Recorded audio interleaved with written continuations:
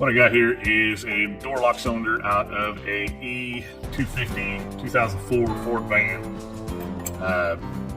It's uncoated. Here's the key. The bitting on the key is the 24443112. The door lock only uses those first 6. We're going to drop them in this. 2, 4. If I can get them out of there. 4.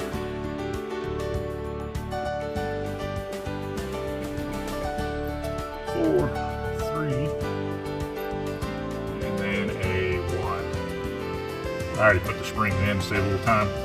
And when I put the key in, everything lines up nice and smooth on both sides. You can see here, if I put the wrong key in, it shoves all the tumblers out one side, keeps it from moving. With the correct key, everything will slide into the housing and work appropriately. All I got to do is put the cap on, put the tailpiece on, and this one will be done.